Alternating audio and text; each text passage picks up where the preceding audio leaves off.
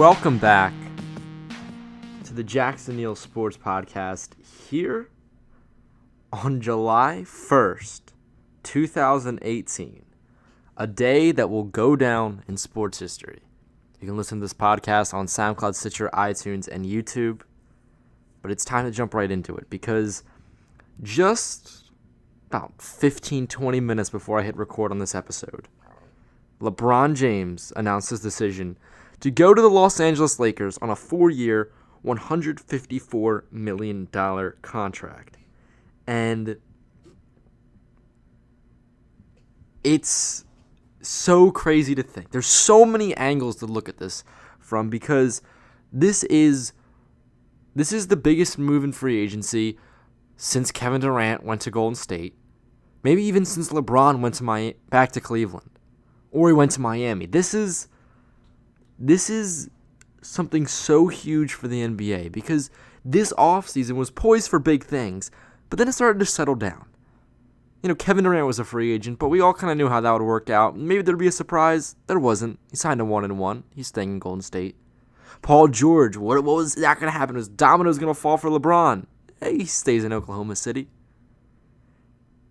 DeAndre Jordan quickly gets signed by the Mavs. That's a cool move. DeMarcus Cousins kind of up in the air, but we're not really sure what's going on with him. Most likely it'll look like he was going to stay with the Pelicans. Kawhi Leonard trying to get to LA, but that trade has not really been working out. And LeBron really wasn't taking free agency meetings. It looked like, he's just going to re-sign with Cleveland. It looked like a star-studded free agent class that was just going to be boring. Yet, this bombshell drops. And it was funny, I was just talking to my dad about LeBron and what we were thinking was going to happen with him, and I thought the exact opposite. Going into this, I thought that LeBron was going to either I thought he was most likely going to re-sign with Cleveland or go to Philadelphia, because either one of those gave him an opportunity to stay in the Eastern Conference, where it's an easy road to the finals, and you'd think in his career that's what he'd want. But as this move sinks into for me, it starts to make a little more sense. Because one thing I've always liked about LeBron is how he's always in the finals. That there's one thing you cannot take away from LeBron James. Whether you want to argue with the whole how many rings does he have, he's been to so many finals. And while there are a few people out there who are still stuck in their ways and claim that MJ, being undefeated in the finals is better, everyone's pretty much come to agree at this point. Going to 8 straight finals is impressive and an accomplishment in and of itself. That's just ridiculous. And I thought that LeBron would want to continue to win titles. And the best place to do that would be in the Eastern Conference because of the easy road it gets. But then now that I think about it, now that he goes to LA, it kind of makes sense. Because what's been the big knock really against LeBron all this time as he's going to final after finals? It's the fact that he's in the Eastern Conference. He's in the conference where it's so easy to get by. And maybe I wasn't thinking of this far enough. Where you've spent 8 years from 2011 up until 2018, 8 seasons. Just every single year making it to the finals. And every single year, the people saying the same exact thing. You're in the Eastern Conference, it's easier. Are you going through the East, not the tough West? It's so much easier. And after 8 years of doing that, maybe he's ready to say, put me in the West. Okay, I'm playing for the history books at this point. I'm playing to see how you guys will look at me 10, 15, 20, 30, 50 years down the road. I want to etch my names in the history books.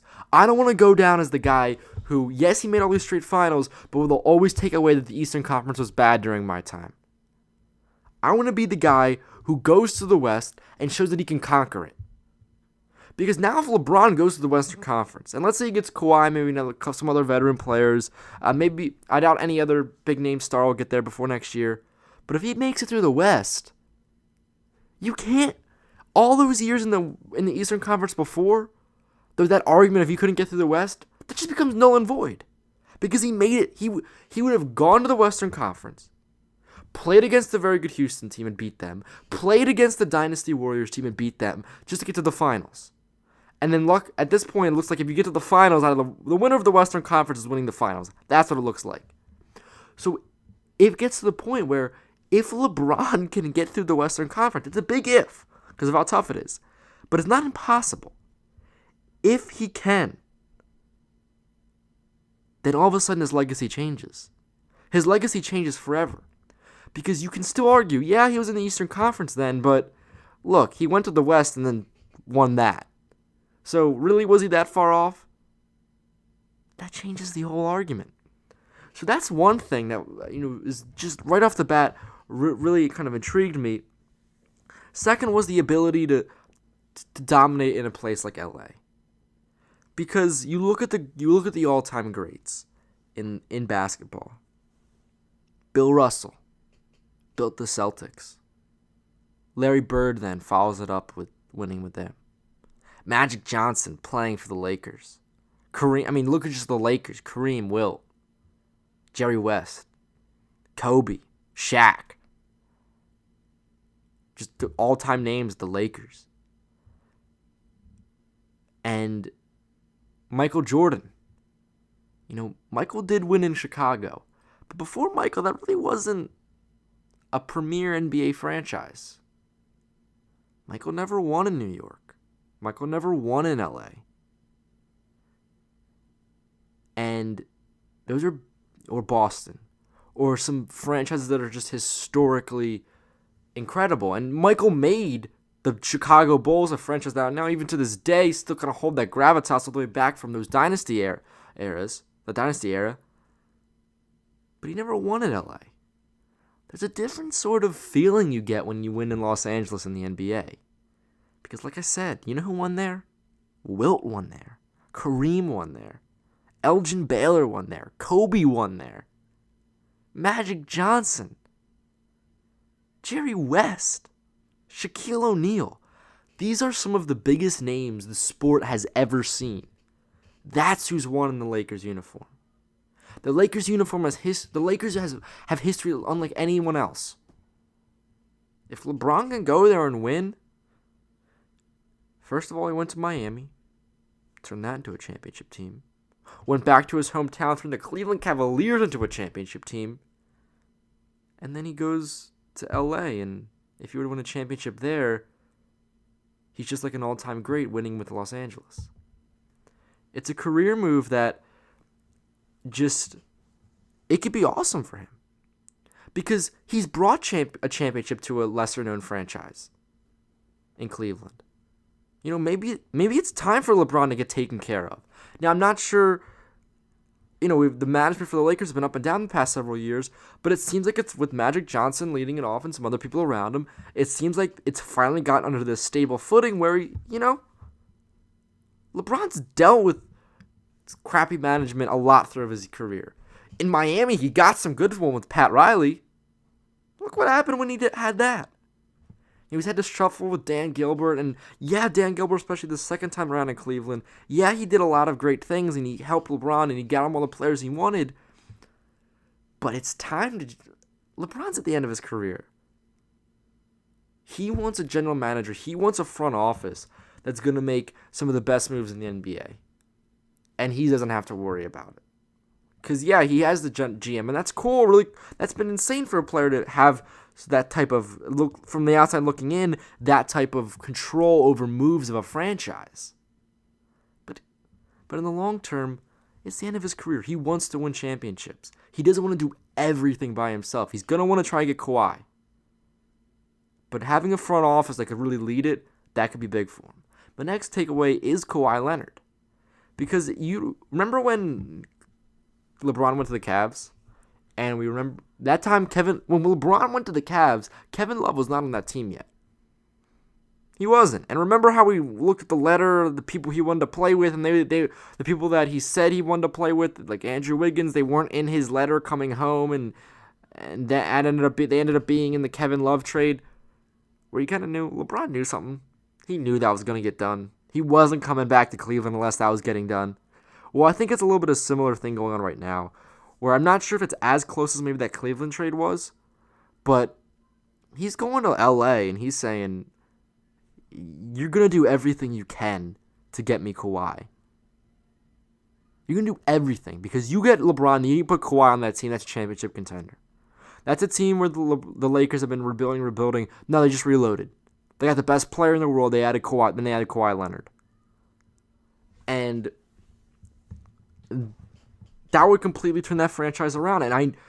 And now with LeBron being there, the Lakers have to do anything possible.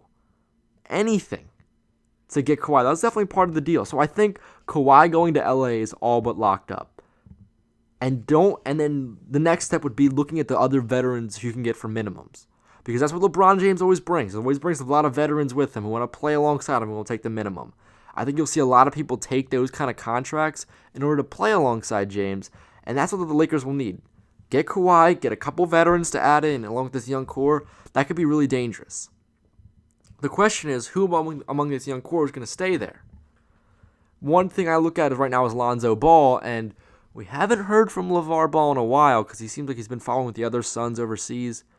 But this is a prime opportunity for him to get his name back in the headlines. And you know he won't miss an opportunity to do that. So I wonder what it's going to be like with that kind of relationship. I wonder if LeBron really wants that around his team. Or maybe Lonzo's involved in a trade somehow. That'd be a really big piece to move. But anyways, it's going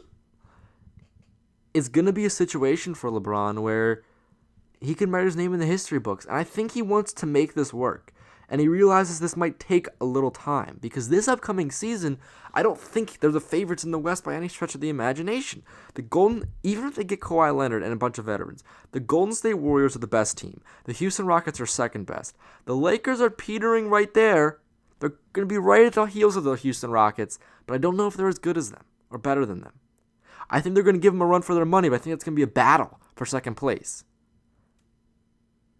But when you add in the fact of like the Pelicans, the Timberwolves, the Thunder, the Blazers, and just this murderer's row of what is the Western Conference nowadays,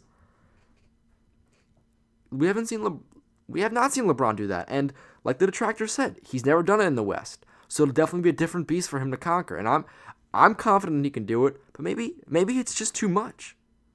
Maybe he was smart to stay in the East all those years. I don't know. I view him as one of the greats of all time with the possibility of becoming one of the best ever. And this Lakers situation has him positioned to do that.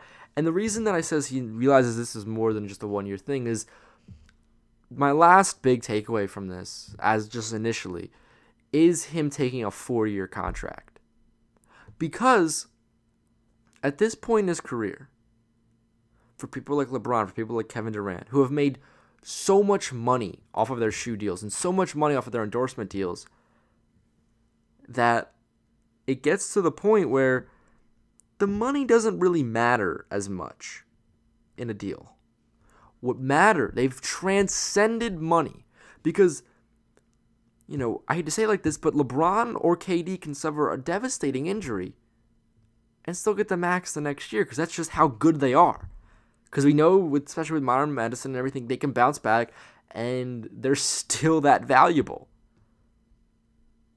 They can have a completely off season. Someone's still going to hand them the max because that's how good they are. They developed themselves into that much of a top tier player. They can achieve that and they can get that.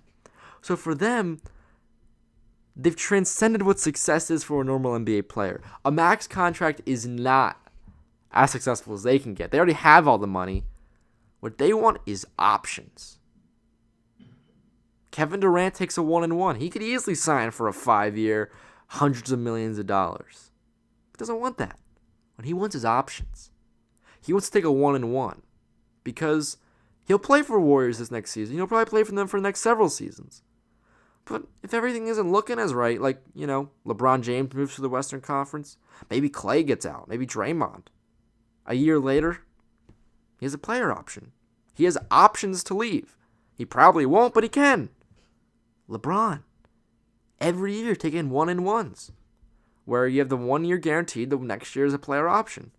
Usually you opt in, but if you don't, you have options. And we just saw It didn't work out with Cleveland this year. LeBron said enough is enough. He had options. He chose the Lakers. So I think it's a really big signal that he's choosing a 4-year contract, that he's committed for multiple seasons. And if you look at 4 years, you look at how much of his career is left, the rest of prime LeBron James is going to be in Los Angeles. We've got to be ready for that. Barring any insane trade or release or anything like that, as of right now, the rest of the prime of LeBron James' career is going to be spent in a Lakers uniform. And it's crazy to say that, because that's always this kind of like, pipe dream maybe LA fans had, or any fans had, or thinking LeBron would ever go to the Lakers. There's constant rumors about that through his entire career, but now it all comes to fruition. I can't wait to see him in a Lakers uniform. I'm going to miss him being in Cleveland. I thought that was really cool, but definitely I would agree it was time for him to move on. I thought he was going to stay, but looking at what the Cleveland has done, it just isn't the place for him anymore. He got the championship for his city. Now it's time to move on to LA. Now it's time to prove what he can do in the Western Conference. I think this is a radical free agency move. I like that he's not really, he's already been in the spotlight all the time. He's, going out of the country, I've heard. He's doing all this different stuff where he pretty low-key announced, just putting it out on Twitter. So LeBron's gone. LeBron's going to LA, and I don't know anyone else as excited as I am to see him suit up in that uniform, because the NBA just changed. This July 1st, 2018 is a day that will go down in NBA history as a seismic shift happening in the league, and possibly one of the biggest shifts in league history. So mark your calendars for when the season starts, because it's going to be a crazy one in LA.